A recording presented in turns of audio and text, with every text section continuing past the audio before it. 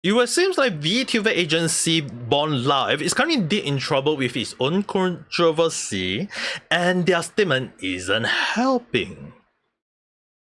Hello there, how's there? Ame Gakita there. So obviously today in the chat we are going to talk about Bondlive, where they kind of like put up a so-called announcement, or which many people would look at it would be seems like a statement, where they announced the graduation of 8 of their members, and at the same time they also addressed that information about them was considered inaccurate.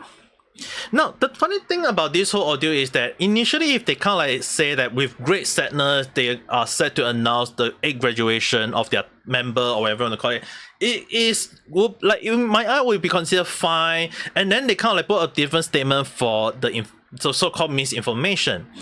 Now, the misinformation, which again, like I mentioned, may consider a little bit of controversy because in the way it while there is people indicating as open information, it was like posted on something on the internet along the line.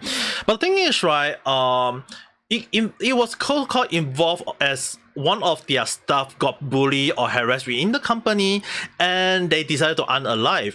And instead of addressing that issue, the company decided to keep quiet about it, keep silence about it, and that did not sit well with many people because again it involved a person's life. But then again, because it was like kind of like a so-called a post, the issue I have on the end at the time was like it's not that giving them the benefit of doubt. It was more towards like, how can we be so sure the person working there is really one of the manager or one of their staff or one of their talents? That is like, it's very hard to know based on that. So the thing is, right, because of it, I didn't want to cover about it. But then again, looking at how they decided to talk about it, indicating that information leak or consider that information leak was inaccurate along that, it's really beg the question like, what are they even trying? Are they trying to rub everything under the rug, or are they trying to put some sort of oil into the fire itself? Who knows? It also kind of like got a lot of people talking about it in a very negative way. Like some people like Nekomiya Mimi indicating that she got interviewed by this agency during their first audition, and they told her that they didn't know what they were doing. They wanted to try to target the English audience, which I will get back to that later because that is one of the reasons why I feel a little bit responsible, and one of the reasons why I have beef with them.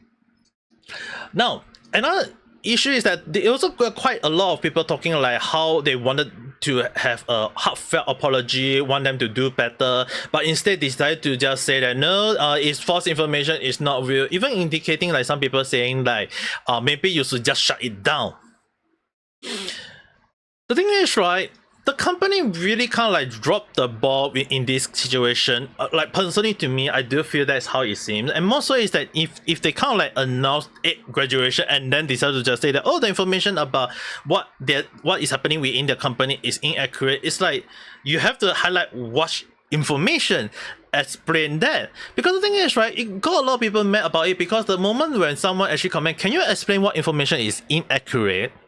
Instead of like addressing it, the moment they see that, they just decided to say no one can reply. Legit, no one can reply, and it got a lot of people decided to do a retweet and talking about it. I'm not exempted because I just stated that I'm gladly accept that the fact I was not chosen by them.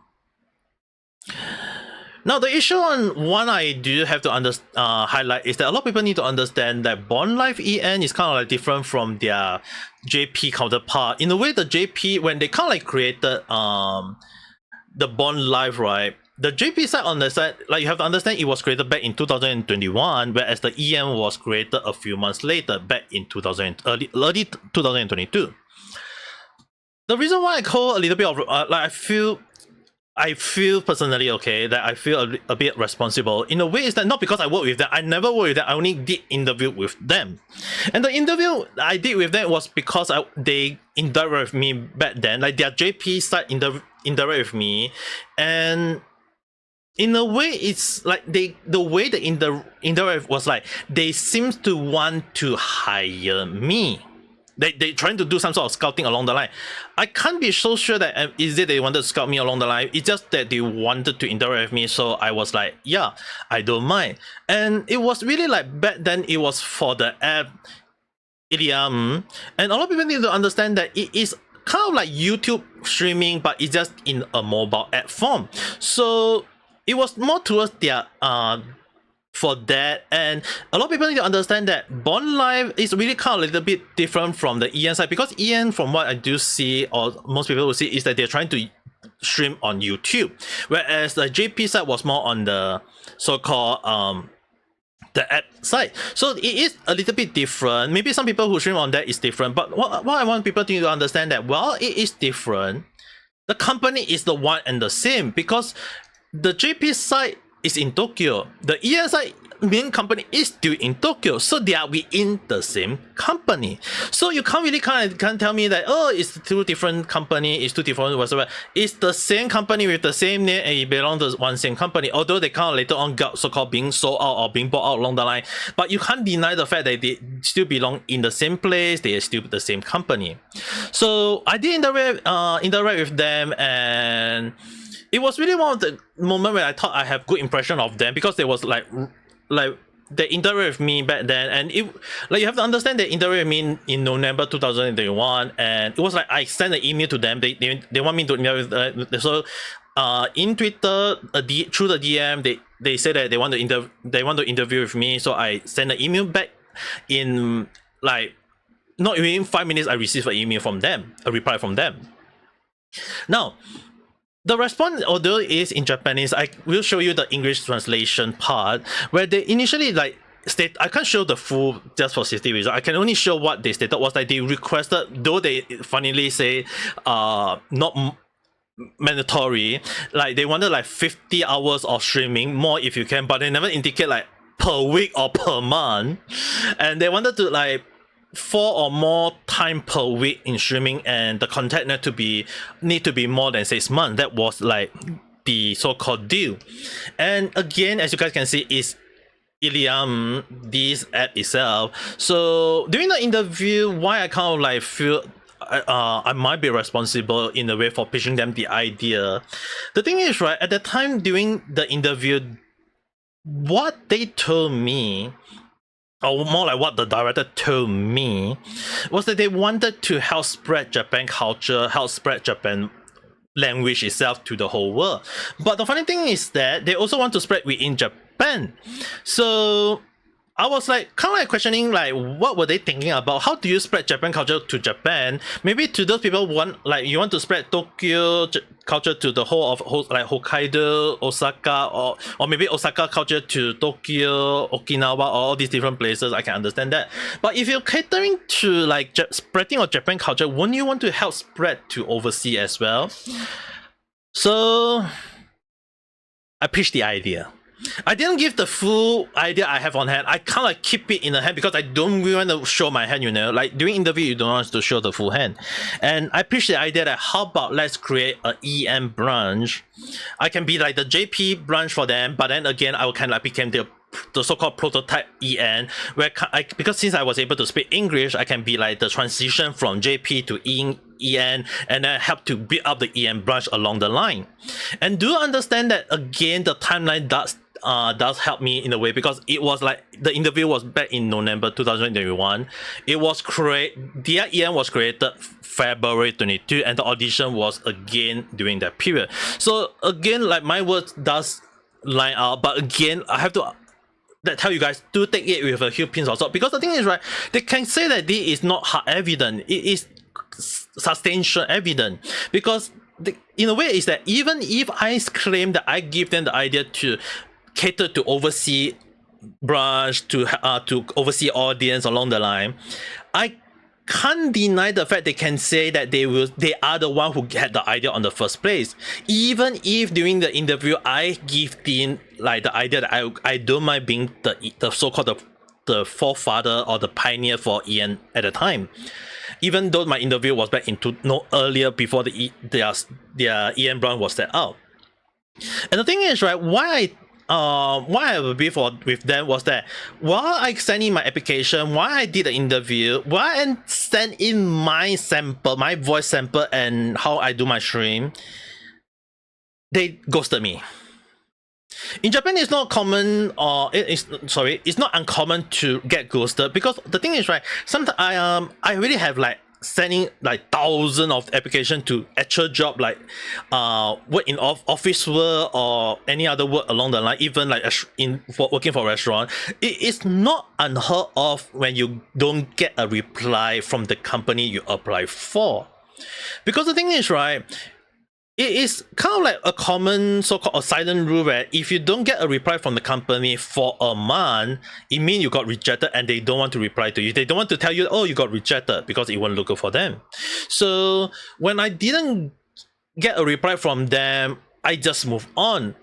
The reason why I have a little bit of with them was that they decided to create an EM branch. They decided to say that they want to cater to overseas. Like, that was my idea back then. I give them the idea, but then again, they can just claim that it was their idea. They can claim that it was their thing. But I had my interview with them. I have sent in my application. The time did not lie. It was before their EM was created. So maybe and the one thing that made me really like piss out a little bit recently was that when I saw some people indicating that interview was like, they admitted that when they have the interview, they seems to not aware what they want to do. They want to target the English audience, but they don't have any idea what they want to do. Yeah, it really just showcased that they got the idea from me, but because I know what I want to do, I know how to spread to overseas, they did not know what they were going to do. So obviously they won't know what to do. They just hoping that they get the talent and the talent get to do it. So obviously that was my beef, but then again, I didn't really want to say like, is it really a fault on them or not? Like, if they get ghosted, I get ghosted. That's all to it. But I don't want anyone to go and attack anyone or even the company itself. If the company fail to address it, don't support the company. That's simple. My beef with them should be my beef with them. But again, it does not deny the fact that I was the one who may be the one pinned them the idea, or maybe even if I pinned the idea, it wasn't in their idea for a month or two, and then maybe like they decided, hey, maybe we should, like, I don't know, they decided to say, hey, maybe we should really cater to the overseas audience. They really want to have an overseas audience along the line, or decided to have an EM branch. Maybe they can claim that as their idea, even though I did during the interview wanted to be the EM, the so-called the pioneer for it. So again, it's very hard to prove that. Again, it is my word against them. So I hope you guys can take it with a huge pinch of salt. And even if people blame me for giving them the idea at the time, I won't like fault them for it, because the interview was like, it did happen. It did happen back then. I have the full email. I can't show it because it contained my information. And at the same time, I can't deny the interview did not happen. It did happen. I did have the proof for that. It's just that I don't have like the recording for it, because it was I mean, like, how the hell you get an interview face to face at the time, in a way though. So you unless you're taking a phone or a voice recording, if not, it's really everything is just in Japanese, so I can't really talk about it, right? So at the end of the day, it's really one of the things is like, I won't blame people for that, but at the same time, looking at what happened to a lot of talents and hearing news from a lot of people, I feel that, yeah, I can understand the hatred for Bondlive. I can understand why people are hating on them, all these things. And at the end of the day, I can't really say that is it whatsoever. But if people want to want the company to do better, I do agree on that. The company should do better. But at the end of the day, it's really, really hard to state that who should we trust or should the company do better, because if the company at the end of the day lose all its talents, then you can't fault them for that, because people don't want to support the company anymore. On the other hand, I also don't want people to go and start attacking the company and say I give them an idea and they never credit me for it. Okay, we should not talk about that at that point. Just see how they interact with it and see how they're going to maybe ghost out along the line. Maybe because if they can ghost me, I don't see them not ghosting anyone at this point of time. So hard to say, right? So anyway, at the end of the day, it is still my speculative thought. It is just a random chat. Whether you guys got your own view, do you think the company should address the issue? Should they not should they address the issue of the inaccurate part, or should they actually address what information, or should they actually like put their announcements too separately along the line, or even like should I be blamed for even giving them the idea of having an EN branch in the first place? Yeah, right in the comment section below we can discuss it further. If not, if you do like this video, don't forget to press the like button and subscribe for more random chat where I talk about stuff that sometimes makes sense, doesn't make sense, or random at a time. But the one thing I hope for you guys is have a nice day or night. Bye.